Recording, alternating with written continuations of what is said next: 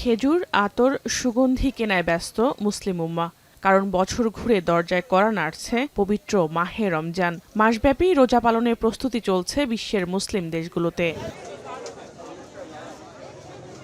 এরই মধ্যে সৌদি আরবের মক্কা ও মদিনার মসজিদগুলোতেও চলছে তারাবির প্রস্তুতি। মুসল্লিদের নামাজের জন্য পবিত্র কাবার আশপাশের অবকাঠামোর কার্পেট পরিবর্তন করা হয়েছে।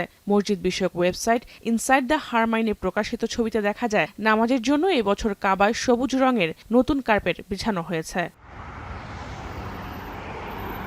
কবে নাগাদ রমজান শুরু হতে পারে এ বিষয়ে রিয়াদ জানিয়েছে শুক্রবার সৌদির স্থানীয় সময় বিকাল 5:45টায় চাঁদ দেখা কমিটি তাদের কার্যক্রম শুরু করবে। তবে দেশটির জ্যোতির্বিদ বোর্ডের প্রধান জানিয়েছেন সব তথ্য উপাত্তের বিশ্লেষণ অনুযায়ী সৌদি আরবে শনিবার থেকে রোজা শুরু হওয়ার সম্ভাবনা রয়েছে।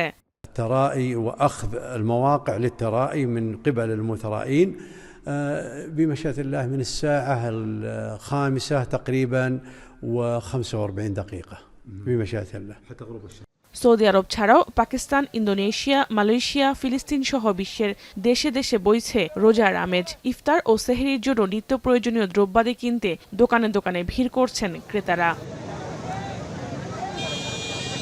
পাকিস্তানে এবছর মূল্যস্ফীতি কমলেও তার তেমন প্রভাব পড়েনি নিত্যপণ্যের বাজারে, এমনটাই অভিযোগ সাধারণ ভোক্তাদের। তাই রোজার আগমনে বাড়তি খরচ নিয়ে চিন্তিত অনেকে।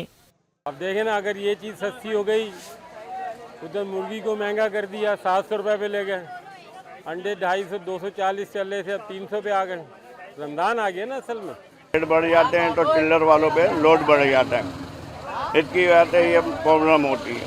ऐसा ही दवा रेट बहुत नॉर्मल है। তবে এবার পাহাড় সমান দুশ্চিন্তা নিয়ে রমজান শুরু করতে যাচ্ছেন ফিলিস্তিনিরা। ইসরায়েলি আগ্রাসন থেকে মুক্তির প্রার্থনায় আল্লাহ তাআলার দরবারে দুহাত তুলে প্রার্থনার প্রত্যয় জানান তারা। জাহানারা ভুঁইয়া, এখন বিশ্ব।